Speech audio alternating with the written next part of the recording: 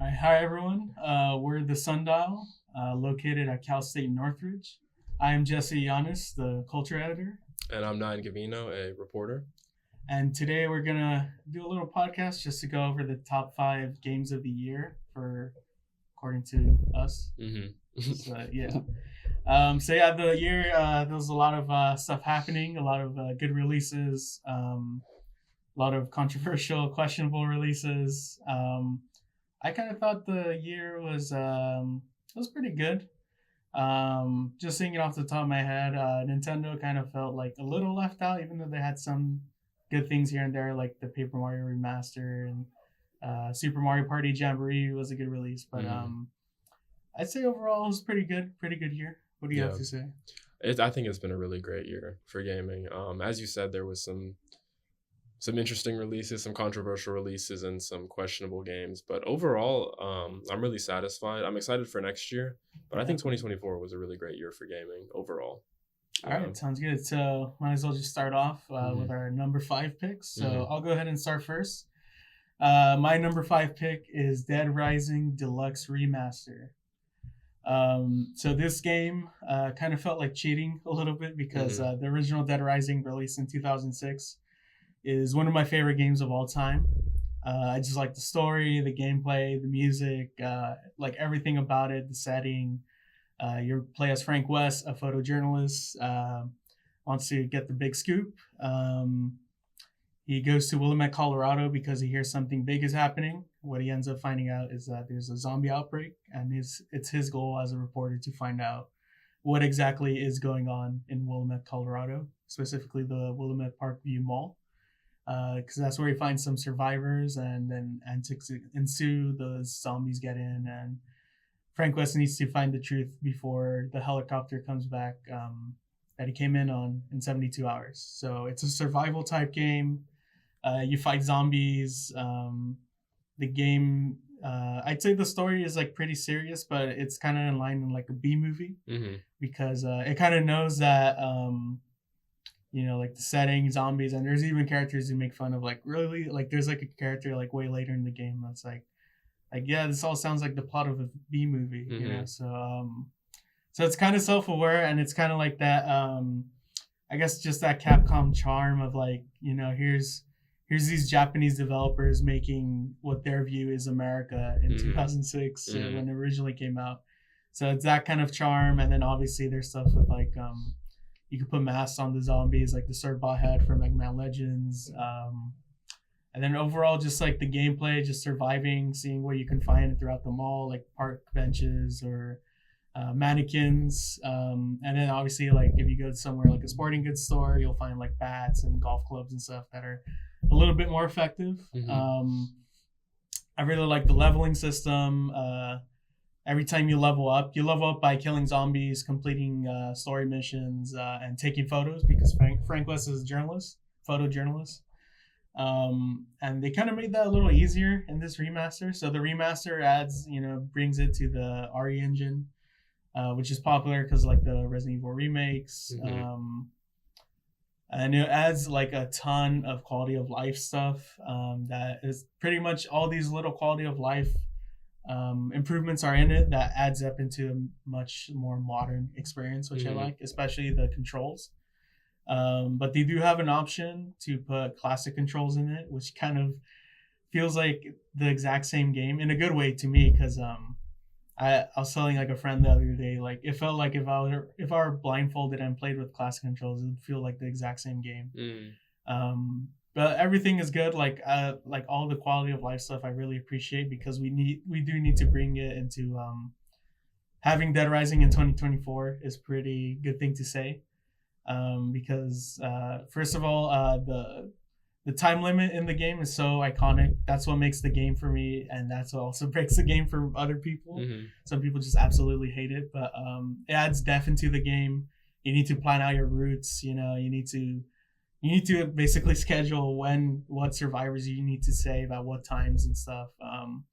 And it's pretty unique. There's the only other game I could think of that's kind of like that, where you're set on a schedule is Ocarina, or hmm not Ocarina of Time, but the sequel, Majora's Mask Zelda. So yeah, I'm glad that Dead Rising is here. Hopefully we get a Dead Rising 2 deluxe remaster with all the bonus stuff like Case West, Case Zero, Off the Record. That'll be a pretty good thing to see because Dead Rising a few years ago was considered dead. Kind of ironic for the zombie series, but yeah, that's my number 5 pick. Yeah.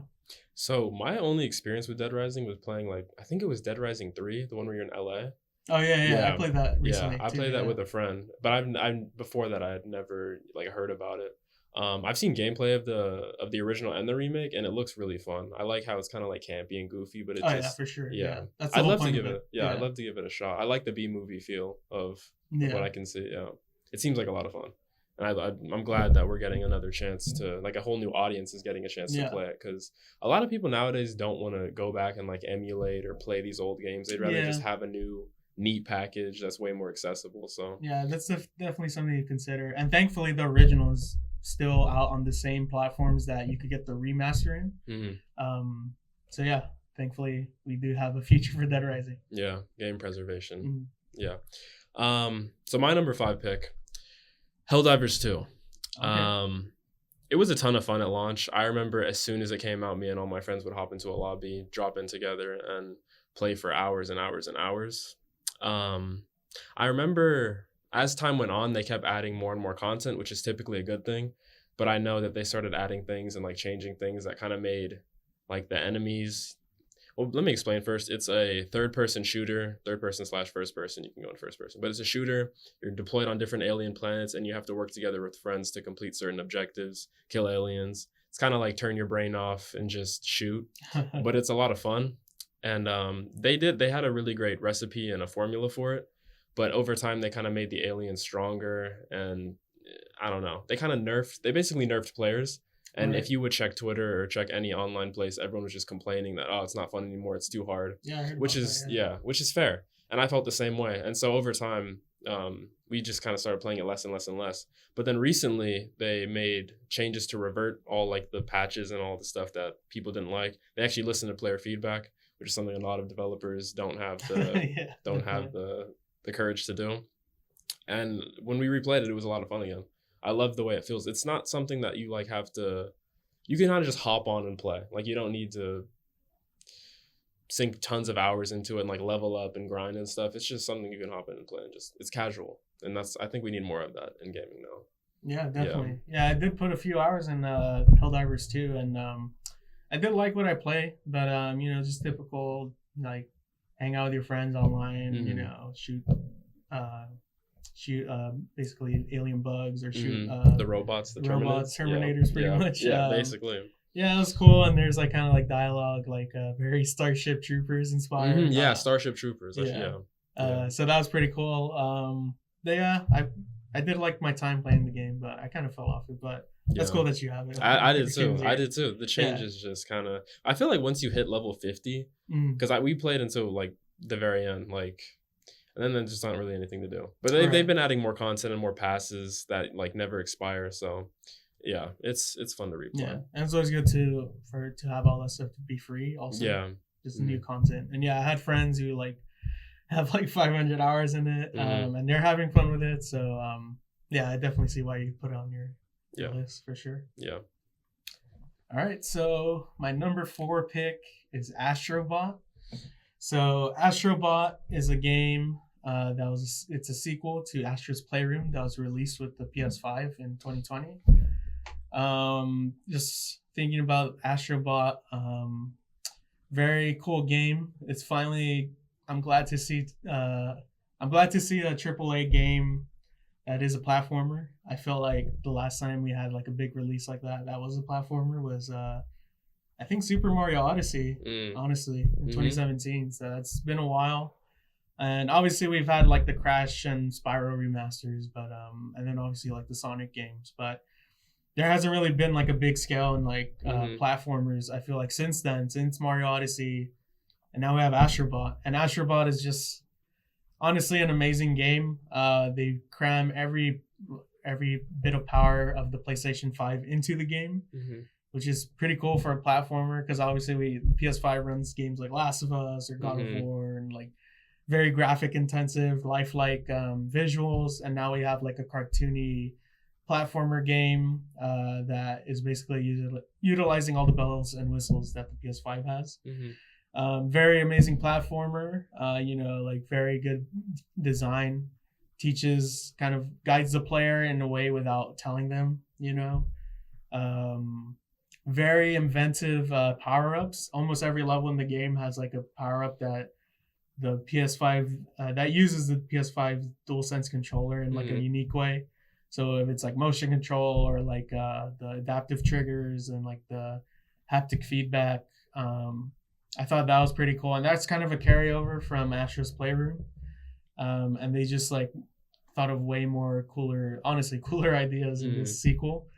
And on top of all of that, very good platformer. Also, the bosses were very like larger than life. Like I think the first boss is like a giant mechanical ape, and he's like like the size of like the whole arena you're fighting him in, and that's pretty cool. And there's like a robotic octopus too that like goes all over the map and stuff. Very large scale bosses, and the cherry on top is all the PlayStation cameos, especially the third party cameos. And there's like everything. There's like Silent Hill. There's Resident Evil. Yakuza. There's Street Fighter in it. Just almost any kind of PlayStation character you can think of. Obviously, Metal Gear also big part of like PlayStation legacy, and then obviously all the Sony owned stuff like God of War, Last of Us, even like the very obscure stuff that I personally enjoy, like Vib Ribbon and Parappa the Rapper, which is not really that obscure, but I'm always glad to see Parappa in something new. Something new, So all that stuff is good, and especially when you finish a world in that game, there's a PlayStation level that you play. So one of the stages is basically, like I mentioned, the new power-ups that use the feedback. They're usually like animal-based in the regular levels. Like, oh, you turn into this frog and like you jump higher or something. It was something like that. I could be wrong on that. But I know there was a mouse that like turns you small, and then the whole level design changes. And with that, in these PlayStation levels, like one of the power-ups is Kratos' axe, and you turn into Kratos, and then it's a whole level themed after God of War. So very inventive platformer, and definitely worthy of my number 4 pick. Man, it probably would have been on my list if I got the chance to play it. Yeah. It's in my really one of plays. Yeah. Everything I saw about Astro, it's Astrobot, right? Yeah, Astrobot. I played Astro's Playroom when I got the PS5. Just like you install it and you're like, let me just mess around with this. For sure. I never really like put like time into it, but from what I played, it was fun, and I can't wait to play Astrobot. I've been meaning to get my chance to play it, just haven't had the time, unfortunately. Definitely recommend it, and I definitely recommend reading the review I made. Link will be down in the description. Most of these games we've done reviews on, which you should definitely check out. Yeah, for sure. So my number 4 was Warhammer 40K Space Marine 2. Yep. Man, where do I start with this game? I was excited for this for the longest. I remember when the trailers came out. I'm not a Warhammer fan, but just the trailers and like the little teases of gameplay we got, me and all my friends were super excited to jump in and play, and it delivered. At launch, we all played. I played the campaign all the way through. The campaign is great. It doesn't overstay its welcome. I feel like it easily could have if they dragged it out and like kind of made it longer. It does what it sets out to do.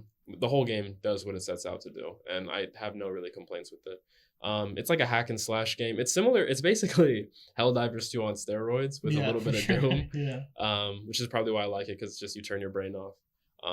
There's different difficulty settings and a bunch of different ways to play. You can customize your Space Marine. It's just an overall great package, and I feel like nowadays it's kind of hard to come by when a game comes out and it's complete and you don't have to wait for a bunch of updates to make it complete. It just comes out and you can play it and you can be done with it, or you can keep playing. And there's a campaign, there's PvE, and then there's a PvP. The PvP mode is kind of bare bones. It's still fun. It's dumb fun. It's like an Xbox 360, like one of those old games. It feels like there's not a lot of content, but you can just mess around. It's like a good sandbox to mess around in.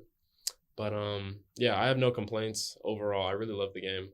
Besides like some PC performance issues here and there, it's just solid. No complaints. Yeah, definitely. I was looking forward to playing it, but for whatever reason, I just didn't get around to it. Like what you said, I was interested in the trailers when they came out, and I was aware of the first game that was, I think, came out like 2011 on PS3. So even back then, that looked interesting to me, and then this sequel just looks even better. So, Warhammer is a huge it was based off board games initially, and then there's in like the UK they love it out there. It's like a whole people collect like little figures and paint them, and it's a whole thing. But as my first outing into the universe, it makes me super excited to see what they do next and where this game goes and where the universe goes. Like just off this one game, I'm like interested in the lore and like watching lore videos. And that's how you get you. Yeah, exactly. They did a great job. The series, All so right, what's your number 3? So my number 3 pick is Like a Dragon, Infinite Wealth. Very well. First of all, I'll say I've played all the mainline Yakuza games. I've played from 0 to this one, 8, considered 8, beginning to end. And then I played some of the spin-offs. I played the Fist of the North Star spin-off, which is really good, and the Judgment series. So yeah, I'd say I'm a good fan, like a big fan about just a big fan overall of Like a Dragon. And I thought Yakuza 7 was a very good game, step in the right direction, breath of fresh air, because honestly, like everyone was kind of saying, Kiryu, he's a cool character and everyone loves him, Kiryu Kazuma. But it was kind of getting old playing each game. Yeah. And then each game was kind of an excuse of like he gets out of the Yakuza and then in the next game he's like, no, we got to bring you back. Sorry. And he's like, no, I don't want to do it. And then something happens where he has to do it, Yeah, honestly, I feel like that could have ended with like Yakuza 5 was such a perfect end, but then 6 was like a pretty good end to like the character, and they made it kind of I'd say a definitive ending to that character. Then 7 came out with the new protagonist, new cast of characters, new setting, and from going from beat 'em up game into RPG turn based. Was very interesting, and all that was breath of fresh air. All the new characters are interesting. The story was great, and now we have a sequel that kind of revitalizes the series even further by having it be placed in Hawaii. First time the game historically just takes place in Japan, and now we have Ichiban traveling to Hawaii, and we also have the return of Kiryu, who's also brought into the mix. Twists and turns. It's Yakuza, so it's crime story. And then it's like a crime story, but then like the main characters have hearts of gold, so a lot of friendship, a lot of humanization. It's about the people he meets. Just that was like his background. I didn't talk about the game. The game is very good. Like I said, Hawaii setting. I did like all the improvements they made to the RPG setting. The 7 felt like their first attempt at RPG, and some stuff was pretty rough. But I felt like this new, kind of like the new system that's in 8. It is still turn based, and it's very similar to the 7. But all the new improvements they made, quality of life stuff, does give it like an edge over the original, or 7. And then the story. That's where I'm kind of like have a gripe on. There's some stuff I liked, some stuff I didn't like, but I feel like if there is a game that has that, it's just like a good point of discussion. So I do appreciate that point, and also Danny Trejo is in it, which I really like. But yeah, did you have anything to say about it?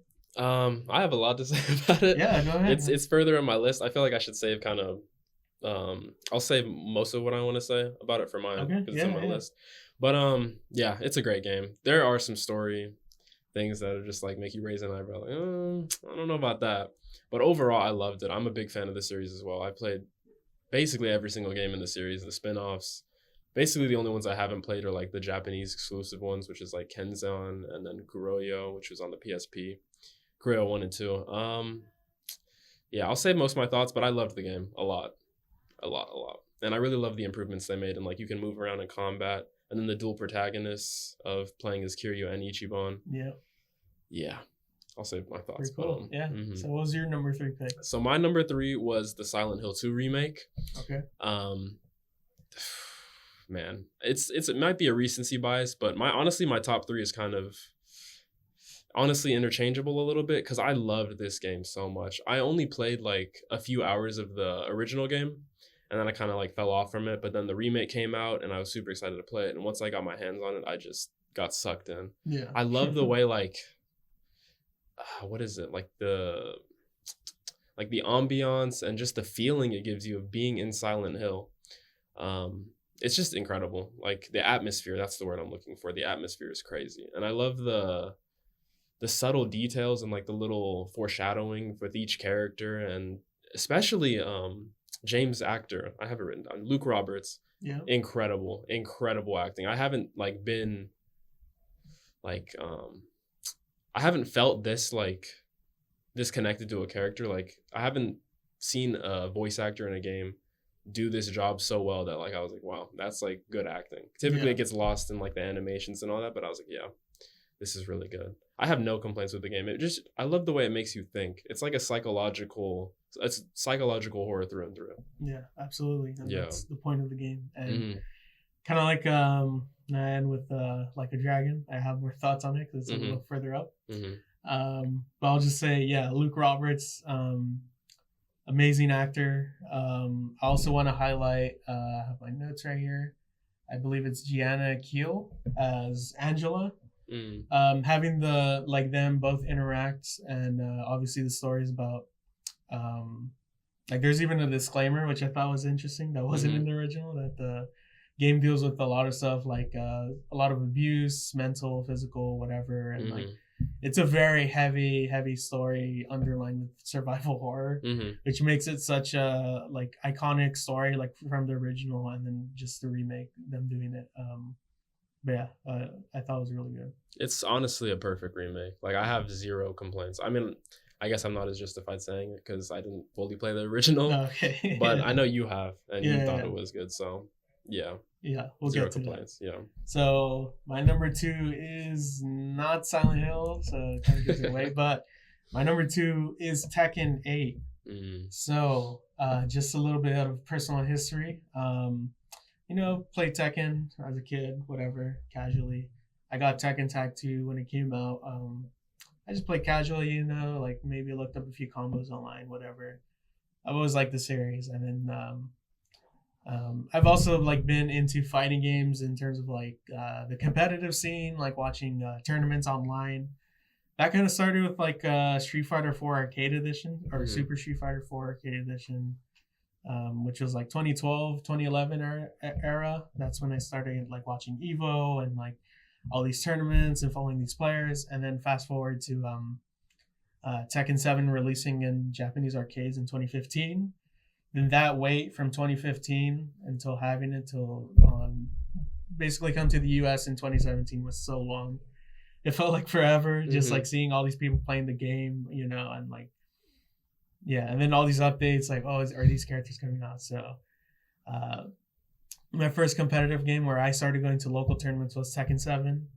That kind of felt like it had like its ups and downs. And then Tekken 8 got announced, and it's only on PS5, the new generation, because Tekken 7, like I said, it originally came out 2015.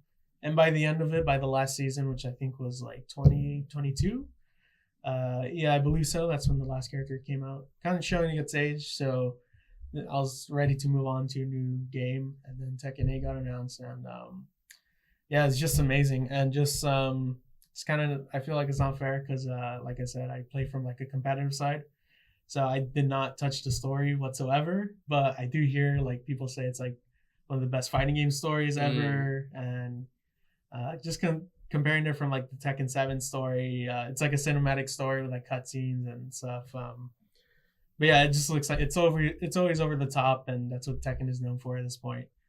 But the fighting is really good. It kind of feels like a step up from Tekken 7, which is good.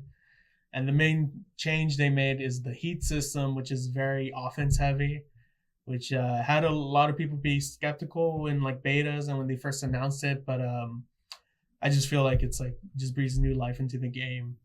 And then obviously having it changed to, I believe, Unreal Engine 5 and completely like remaking the game from ground up, because Tekken 7 used assets from like Tekken Tag 2, like voice lines and animations. So just having that all change, all new voices, all new animations, new engine, new system, just completely makes it a whole lot better. And in terms of like characters, all the like basic fan favorite characters are there. I like the newer characters. My main is Leroy Smith. He's a black Wing Chun expert from New York City. He's like an older guy. He was introduced in Tekken 7. I think that's one of the best like fighting game designs in like the last like 10 years. And they brought him back in Tekken 8, and he's really good. And we also have Azucena, who's like a Peruvian, I think, like mixed martial artist. We have I believe it's Vincent, a French hitman assassin. He has like a lightning sword. So yeah, just over the top stuff. And then in terms of like balancing and stuff, I feel like there's some stronger characters here and there.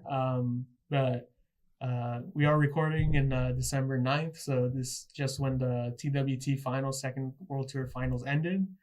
And the champion Rangchu used Kuma, which is the bear. And that's usually like people are saying, oh, bottom 5 characters, you know, and like even in Tekken 7, and he showed everyone wrong with that. So that was pretty cool. And yeah, the game is a whole lot of fun to play. Anyone can pick up and play it. And yeah, it's overall just pretty fun. Yeah. I remember when the trailers first released for Tekken 8, I was excited, and then like it slowly got closer and closer, and it came out. And honestly, I was just intimidated. I was like, because I'm not like a fighting game. That's not really my thing. Like I got Mortal Kombat and I played Street Fighter, but I don't know. Tekken was I never really played it, so I was just kind of intimidated. But I know if I picked it up and played it, I'd probably really like it. But man, just the combos, seeing people do combos on Twitter and stuff, it's like, damn, I'm gonna get cooked. Yeah. I didn't think it was for me. Yeah, it also came out the same day as Like a Dragon. So that was kind of tough, just like balancing those two, because Like a Dragon is a RPG. You know, like I think I spent like 80 hours on it, and then more hours on Tekken. But yeah, that's definitely a balance. Yeah. On the topic of Like a Dragon, my number 2 is also Like a Dragon Infinite Wealth, released in January. Man, as a longtime fan of the Yakuza series, I love the fact that this game is kind of a love letter to the Dragon of Dojima, a love letter to Kiryu. Yakuza 5 was kind of a good ending for Kiryu. Yakuza 6 was kind of a good ending for Kiryu. Yakuza 7 was kind of a good ending to Kiryu. And then they did Gaiden, the man who erased his name, which was a continuation into kind of explaining what happened between 6 and now 8, which is Infinite Wealth. But Infinite Wealth it's a great game. As we both mentioned before, there are some story issues that kind of, I think it comes with the soap opera nature of the Yakuza games. That's how it is. Yeah. It's just kind of like twists for the sake of twists. But as a story overall, I feel like the story overall is pretty solid. It's just kind of the end where they kind of fumble it. But the evolved combat is amazing. The dual protagonist, as mentioned before, is really great. It spices things up like halfway through the game. Not to spoil too much, but yeah, I love how the dual protagonist and how you switch off between going to Hawaii, which is a new American location. And I remember like there were rumors about it, like before the game came out, that they're going to switch to America, and I was like, oh, I wonder what city they're going to do. And Hawaii was a really interesting pick. And I've been to Hawaii, and just seeing like the different comparisons, they did a really great job, like making Hawaii into a video game, which I don't think we've ever even seen before in gaming in general. So that was really interesting to see. Overall, I loved the game. I've never really been a turn-based person, but since Like a Dragon, the first one, and now Infinite Wealth, I'm a huge fan of it. Like, it's fun, straight up. And people are definitely tired of the brawler combat. It's been 20 games of that. So yeah, it's a breath of fresh air for sure. Yeah, I loved it overall. Yeah, absolutely. So what's your number 1? All right. I feel like I have a lot to say about my number 1, so maybe you can go. No, go ahead. All right. So, kind of guess at this point, my number 1 is Silent Hill 2 remake. And again, to give some background, so I played Silent Hill 2 in 2022, which is that's when the remake was announced. But I played it in the beginning of the year. I played through the whole series, just kind of that thing where I'm like, oh, I'll check out I usually do that, like if I have the time for it and like if schedules align for me to do so. I'm like, oh, let me try out this whole series and like let me just play that if nothing new is coming out or whatever. And I did that with Silent Hill. I played one through Downpour from like all the 1, 2, 3, 4, Origins, Shattered Memories, Homecoming, and Downpour. So that's like the main line series. So to end on Downpour, that was like such a weak game. Very bad. And that was the last Silent Hill games for like over 10 years at this point. So then later in the year, they announced, and Silent Hill 2, the original, I think one of my favorite games of all time, even though I just played it like or more recently. Very moving story. Yeah, I just can't believe how good the story was. And then it's one of those games that everything has a purpose in it, from the monster designs to the gameplay. All that serves into the story. There's a reason why the monsters look like that. There's a reason why the gameplay is like, you know, survival horror limiting because of what James is going through. So then when they announced it in the end of 2022 that we're finally going to get new Silent Hill games, and one of them is a remake by Bloober Team, I was completely skeptical, like most of the internet. Yeah, like, me too. Bloober Team, known for games like Layers of Fear, which is the only one I played, and that just felt like a haunted house, straight up, just like boo, jump scares, and it's just like, okay, and it's like, yeah, I get this guy's like going insane, or like, I don't know, something happens to his family. I don't even know. Like a PT clone almost. Like, yeah, that's what people were comparing it to when it came out. That was kind of whatever, and then they also did like Blair Witch. I heard The Observer was kind of good. And then I think their most recent game before Silent Hill was The Medium, and that was just like completely like a crazy ending. It's supposed to be psychological horror, and the ending just people hated it, honestly. Like, so yeah, they're not known for making like masterpieces, so everyone was skeptical, including me. And from when remakes come out, I'm always in the mindset of if a remake comes out, it's good. Or if it comes out and it's good, then it's good for everyone. You know, everyone wins. People who play the remake might want to play the original, and then obviously the people who play the original want to play the remake, and it just gives more interest in like that game overall. And if it sucks and it's bad, we always have the old one to play. You know, it's not like this new Silent Hill 2 came out and then every copy of Silent Hill 2, the original, is erased forever. So obviously it's not like that. So if it sucked, whatever, we still have the original, and that's a masterpiece. But playing the new one, and also them having Akira Yamaoka and the sound designer and composer from the original, and also Masahiro Ito, the monster designer of the original, come back for the remake.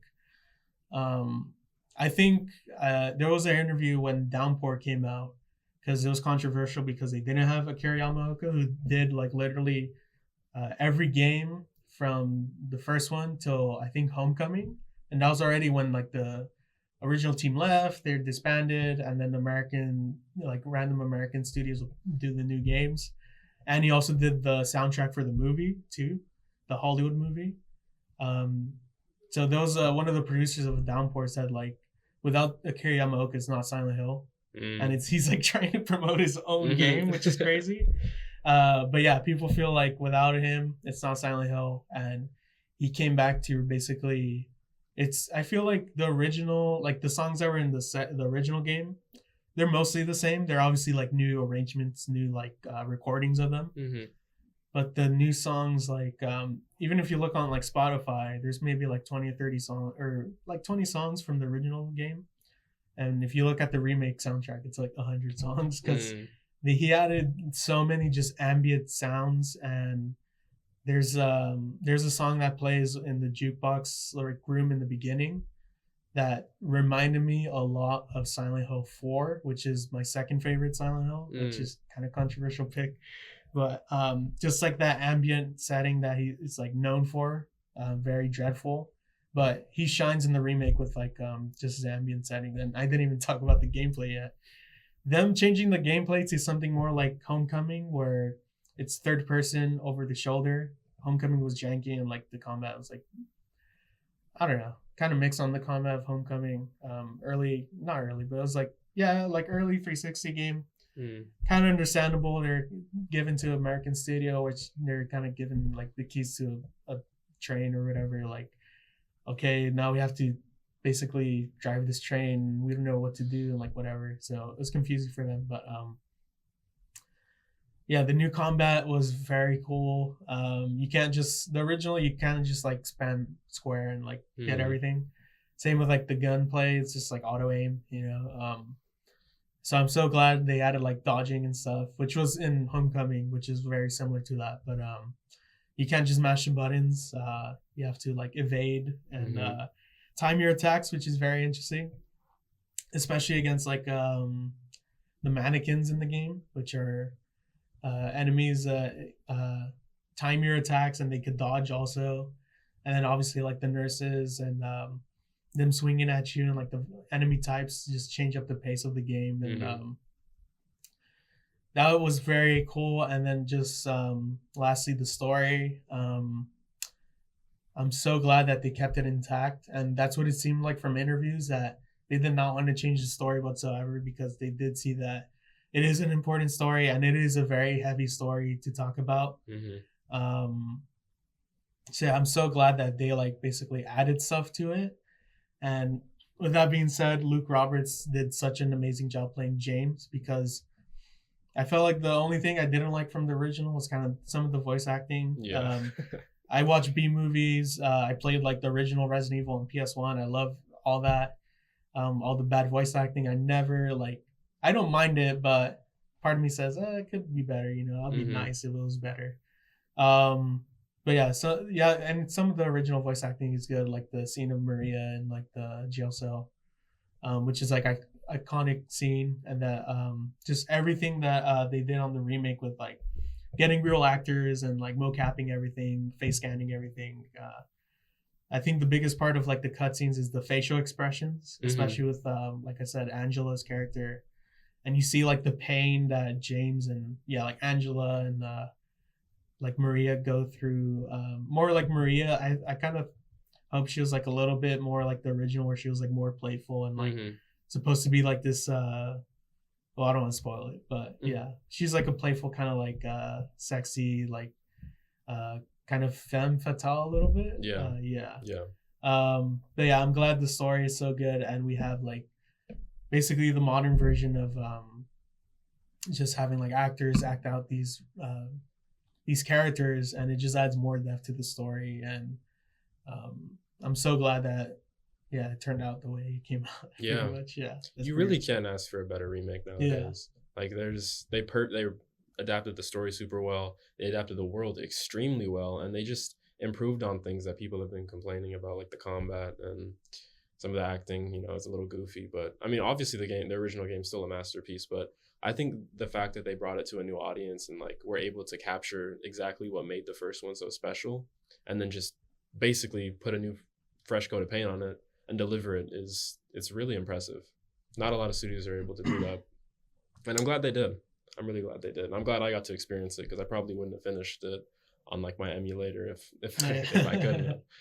Yeah. And then just real quick, like comparing it to like the Resident Evil remakes, and honestly, there's some parts that in the Silent Hill 2 remake that I feel like does better than in some of the Resident Evil remakes, because the Silent Hill 2 remake does feel like it kind of feels like similar like gameplay style to the first or the original game, that where like the Resident Evil remake, they completely modernized it, put in a new engine, and obviously this is a new engine too, but the Silent Hill 2 remake is the same. Like, you're always looking at the map, you don't know where to go. The Resident Evil remakes always tell you where to go, so I think that's what excels in like feeling the dreadfulness of Silent Hill. And then so it does feel like an old game being remastered in the best way possible, or remade. So that's why it's my number one pick. Yeah.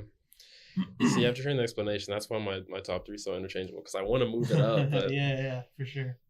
So my number one pick is Final Fantasy VII Rebirth, which released in February 2024. Man, this game, I played the original. This is going to be a 3-part like the original game was Final Fantasy VII. They're gonna turn it into 3 games, and like they're kind of changing the story. It's basically a remake with extra content.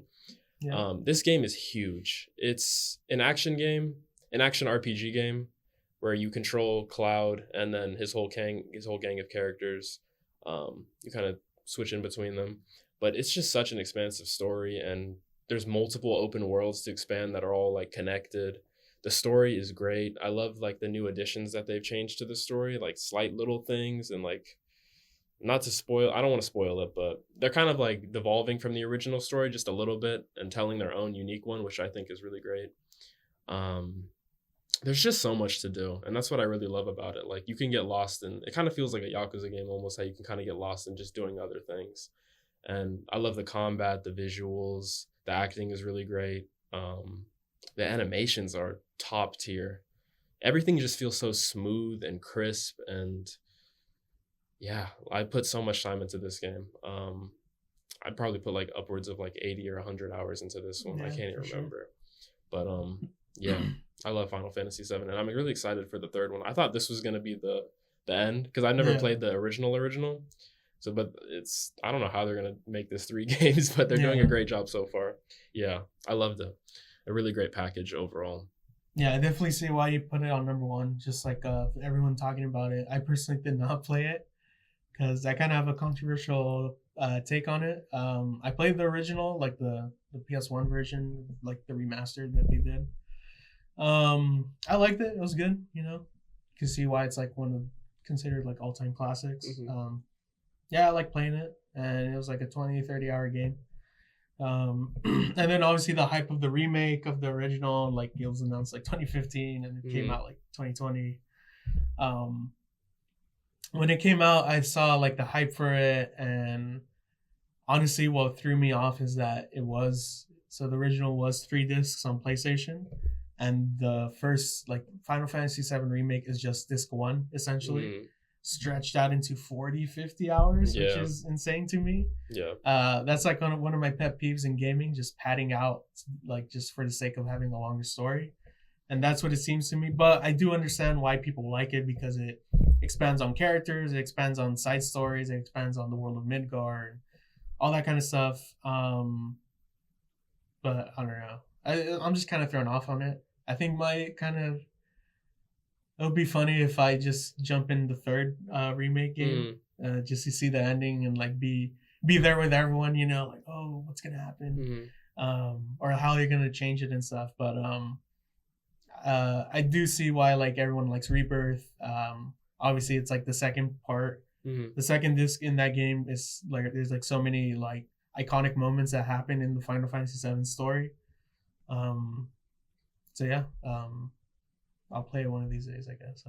But yeah, I definitely do see why it's your number one pick. I definitely have a different opinion on it. I think if I play the original, because that's like the main complaint I've heard, is that how are you stretching out this game that was initially like 30 hours into 300+ hour games? Yeah, for sure. That's a definite. I can understand that. I think it's having this perspective though of like, just this is my first time experiencing this story. It gives me like it gives me a different perspective that I can enjoy in a different way. Especially not knowing what happens. Obviously, there's like iconic moments that most people know happens.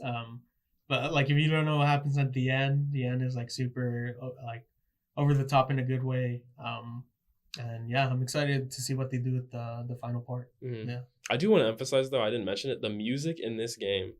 Oh yeah. It's that's honestly one of the reasons why it's my number one pick. The music, there's like a track for every little thing that happens in the game, and all of it is so well done. Like, I'm a big fan of just music overall in games. Like a Dragon has really great music, but this game in particular it's insane. Like I was just sitting there just playing, like doing little things, and like, how do they have a track for how do they have a track for this? To go back on Like a Dragon for a bit, and speaking of music, that was one of my complaints with the game, that it didn't, like, obviously you're in like Hawaii and like you're in America and stuff, but I feel like they could have done it a little bit more to make it like feel like you were actually in America. There's like the one thing I noticed was like, as an example, there was a game called Sleeping Dogs. Have you ever played it? Yeah, I played it. Yeah. And there, like one of the mini games in that, it's like kind of like a beat 'em up, like but it takes place in China. You're kind of like undercover cop who's like a gang member. And one of the mini games in that is like a karaoke mini game where like the main character, like the actual voice actor, sings stuff like "I Fought the Law" by The Clash, and just like a lot of like like good like classic like English songs, even though that's like from the UK, but like American style songs. So karaoke is also well known in like the Yakuza series. So I was hoping maybe you could see that, but I guess not. But well, I guess we'll find out in like Fire Yakuza or something like that. Mm-hmm. And speaking of music, and Final Fantasy, I did actually go to the Rebirth concert that happened this year. Really? Yeah, because like I said, I played the original, so most of it, I'd say like more than half of the music there was just from the original, which is good, obviously. But having like a big orchestra play what I originally heard were like just midis, like midis on PlayStation. That was super cool, especially like the Army March song that happens, because I just felt like any other Army March, but it's, and then like Costa del Sol and the amusement park that's escaping me the name of it, but yeah, all those songs are just amazing. Hearing it live, and that's honestly something that's trying to get me, like, it's enticing me to play the games a little bit more, to hear all that new music. Yeah. That's crazy. I didn't even know they had like a live. I would have gone if I knew about that. That's crazy. Yeah. Yeah, my brother talked to me about it because he's the one he ended up like finishing the game too. Because and yeah, like he told me about it. I went because I like the original. So yeah. So yeah, that's a great list. So just to recap, my list: number 5, Dead Rising Deluxe Remaster. Number 4, Astrobot. Number 3, Like a Dragon Infinite Wealth. Number 2, Tekken 8. And number 1, Silent Hill 2. And for my list, my number 5 was Helldivers 2. Number 4, Warhammer 40k Space Marine 2. Number 3 is these are all sequels. Number 3, Silent Hill 2. And then number 2, Like a Dragon Infinite Wealth. And my number 1 was Final Fantasy VII Rebirth. Yeah. I did have some honorable mentions that I really enjoyed. Black Myth Wukong was a really great game. Yep. I feel like a lot of games nowadays have controversy around it. This was another one that had kind of controversy. Ignoring that, I love it overall as a product. I didn't get the chance to finish it, which is why it's not in my top 5. But I feel like it easily could have made it if I did. Really great story. I love how they like kind of not modernized. They're telling Chinese mythology in a really interesting way, and I love that that's like something that we can all experience now, because it's like we don't really hear about that in the West. So it's really great to be able to dive into it and like get so in depth. Like they have all these like things in the pause menu where you can learn and read all these different things. It's just an overall really great game. And then Marvel's Rivals, which was initially in my top 5. It was in my top 5, but yeah. I could definitely see this game becoming huge. It already is huge. It had like 10 million players within the first 72 hours, which is insane. Really great character designs, really great combat. I really love the art style. It's just extremely promising. And I'm really glad Marvel has a live service game that isn't Marvel's Avengers. Yeah. That we can enjoy for hopefully years to come. Yeah. Yeah. And just speaking on Marvel Rivals, we are recording this again on December 9th. And that is when Marvel Rivals just came out over this past weekend. I did play a little bit. I do see its promise of like, being a live service game and just like adding more characters and just giving a better experience than Overwatch than it is like its current state. And that's like the main game that everyone's comparing it to, because there honestly is like some kind of like some copy and paste characters like Overwatch into this game, but it's Magneto now, or it's Iron Man now, which is always good because it's Marvel. Everyone knows these characters. Hopefully, launching with 33 characters is amazing for a game like that. So, and all free to play. Yeah, which is insane. Free to play. Insane. Yeah. They're definitely going to make it back with all the microtransactions. Though. All those MCU costumes. Very enticing even for me. So what are some games do you have any that you wanted to play that you didn't get the chance to, that you wanted to mention? Or I'd say actually to go back on honorable mentions, I played RZ, The Jewel of Faramore. It's an indie game. I don't know if you heard about it. It's an indie game where the whole kind of thing is inspired by the old Zelda CDI games. So the art style, the gameplay, and most people know these. from like old like dumb YouTube videos, like fast edits or whatever. Honestly, like brain rot videos, YouTube poops. That's what they're called. I remember those. So yeah, that was just kind of like a formative thing, and just like there was like one of the developers for RZ actually did like a remaster, a personal remaster that he just made like just randomly. You could find it somewhere online. Yeah. But that was cool to see because it kind of shows, okay, these like if they did put like a little bit more effort into the gameplay, this could kind of be interesting, like the Zelda games. And then RZ came out, which is kind of like the spiritual successor, and it even has like the old voice actors from the CDI games. And then I thought it was cool. I just thought it was a little bit like tiny bit half baked. It is just kind of like a platformer like that. I guess something compared to like Zelda 2 would be like the most comparable game, even though it's NES. But yeah, I thought it was pretty good. And then also I want to give a shout out to Buckshot Roulette. It's a $3 Steam game. It's basically like poker with a shotgun. Or yeah, pretty much. There's a lot of chance and stuff. Yeah, very cool game. And they just added multiplayer in it, which could use a server browser, but I like the whole aesthetic of the game.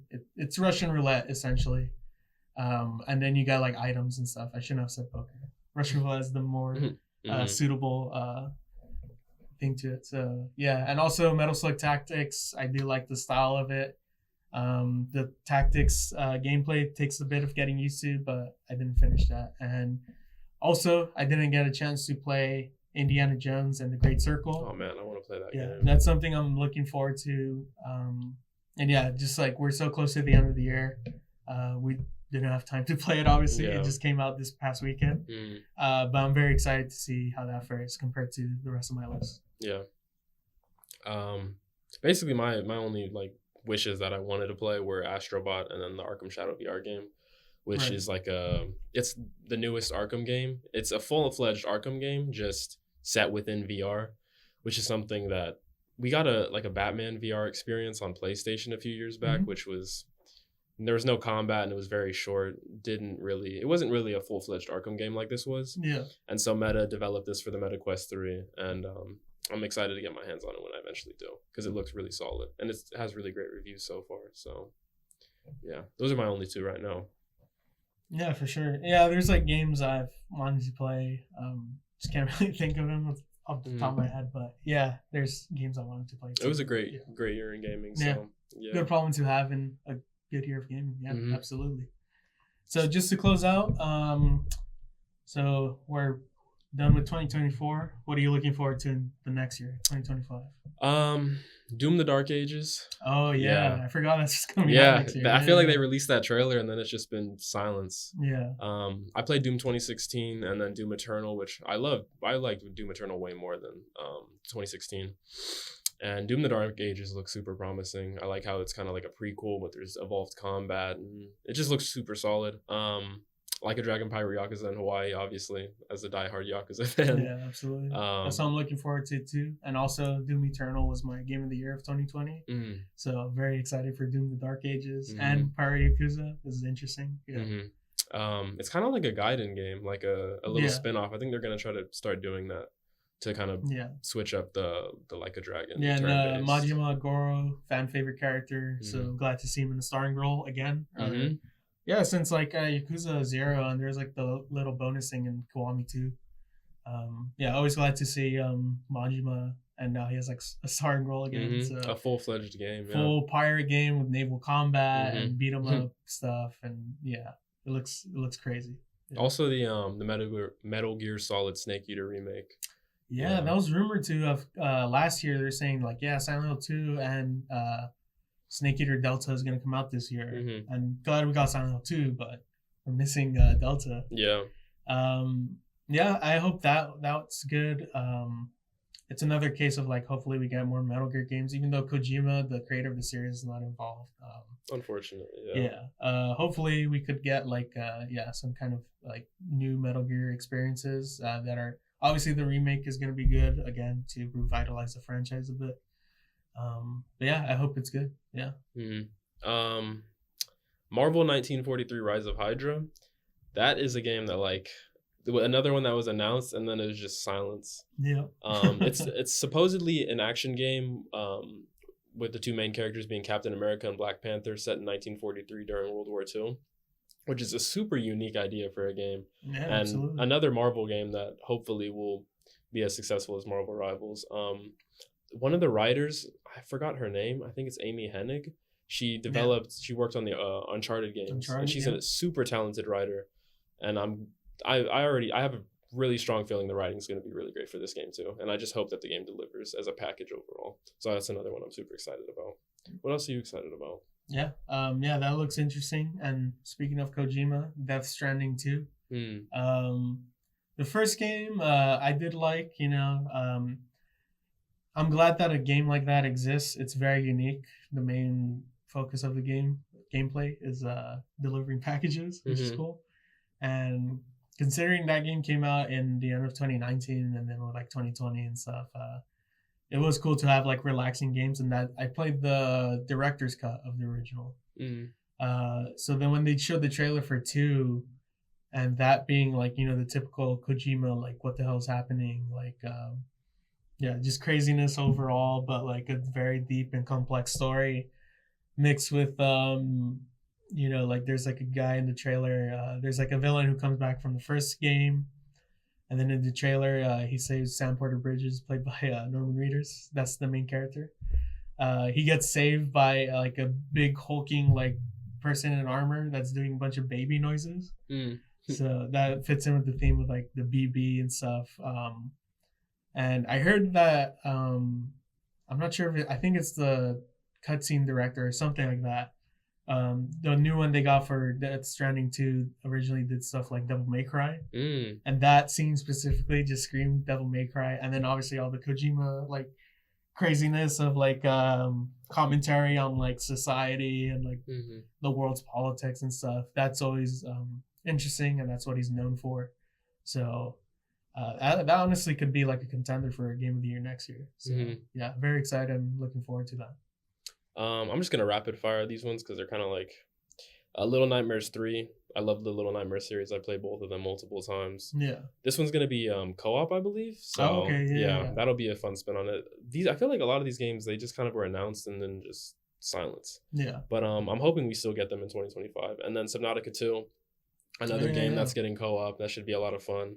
And then of course GTA 6. Yeah. I'd say, okay. So before we talk about GTA 6, I'll say my other smaller game I'm looking forward to is coming out real soon. Capcom Fighting Collection 2. That's supposed to come out this time or they just said 2025, but everyone's assuming they're gonna release it early next year. That has some of my favorite games of all time: Capcom vs. SNK 2, Power Stone, Project Justice. Those 3 games right there are worth the price of admission with rollback netcode. And again, just revitalizing these games, and everyone's going to start learning these games. Very important games. And even Power Stone 2, that's like one of the best like party games in general. Like even just that, like Power Stone, and then Project Justice being Rival Schools 2, 3-on-3 fighter, just amazing game. And then Capcom vs. SNK 2, that shouldn't need an introduction. Street Fighter, King of Fighter characters battling. Yeah, it's about time we finally get those games like remade or to a new audience. And Metroid Prime 4, they haven't shown much, so I'll just say huge fan of the series. They're finally giving a sequel to a 2007 Wii game, which is insane. And hopefully it's good. I have no doubts that it will be not good because of Retro Studios' reputation. They haven't released a bad game, which is insane to think about. The Prime remaster that came out, I believe, last year on the Switch looked absolutely amazing for a Switch game. And yeah, I hope 4 is really good, and I hope it's even better with whatever the Switch successor is. So yeah.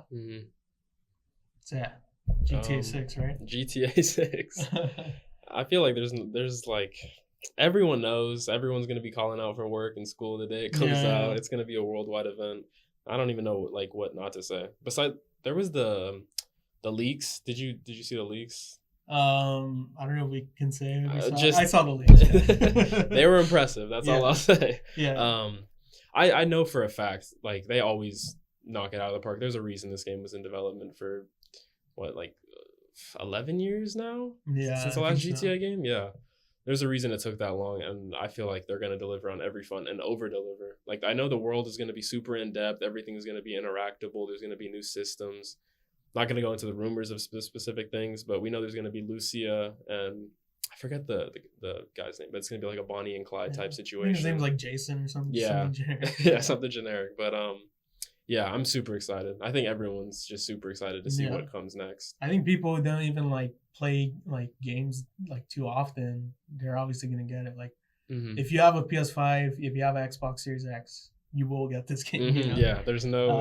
And it's also rumored to be the most expensive game ever made. I think the budget's over $1 billion at this point. Yeah, considering the 10-year development cycle, and then obviously what we got with Red Dead Redemption 2. That was a similar case where it was in development for like almost a decade, and we got such an amazing game from it. And GTA 5 or GTA 6 is gonna do way better. It's gonna basically going to do what Red Dead 2 did in just exceeding everyone's expectations. I have no doubt in my mind that we'll succeed everyone's expectations. Yeah.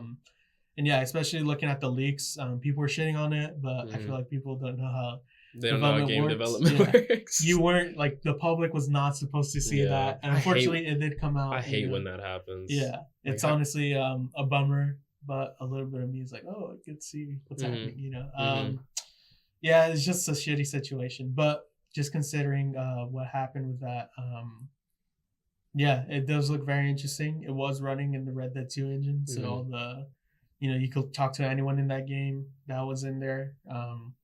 So yeah, this will be a very monumental game, just for gaming in general. Yeah, and yeah, that's always something good to look forward to. Hopefully, it doesn't get delayed. Rockstar is known to get delayed, to delay. They usually do it, but I feel like they would have said so at this point. Yeah. So I think that's what happened with Red Dead 2. They said next year, and then next year happened, and then they were like, oh wait, never mind. It could get delayed, yeah. But yeah, we'll see. We'll figure out what happened with that. 2026 or 2025 will be a huge year in gaming, 100%. Even if GTA 6 doesn't come out, which I think it will, it's going to be a massive, massive year in gaming. Yeah. For me, it'll be, the games I said, Death Stranding 2, Metroid Prime 4, GTA 6.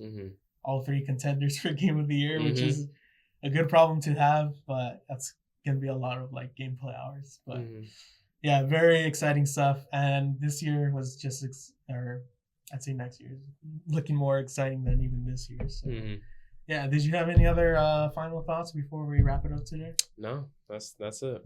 All right, So, 2024 in gaming, those were our picks. Also, so my number 1 pick was Silent Hill 2, which you can read my review on down in the description. There'll be a link. So yeah, that's it. Also, comment your favorite games of the year in the comments down below. Yeah, we would love to know what you guys think about it. Are you looking forward to GTA 6? I'm sure everyone is, right? So yeah, let us know what you think. Let us know if we should do more coverage like this, just gaming coverage, if it's just stuff on campus, if you are here on campus. Yeah, please let us know. It'll help a lot. And yeah, thank you for watching if you made it this far. Thank you for watching. Appreciate you, Nyan, meeting you this semester and just seeing you grow as a writer too, since I am first read on all the culture stories. Yeah, that was pretty cool to see. And I'm glad to have another writer interested in gaming. So yeah, we'll be talking about games regardless. This is just an opportunity to film it and share it. Yeah. Yeah. So definitely appreciate you being here and doing this with me. And yeah, hopefully everyone enjoyed it. All right. Thank you for watching. Have a good one. Bye.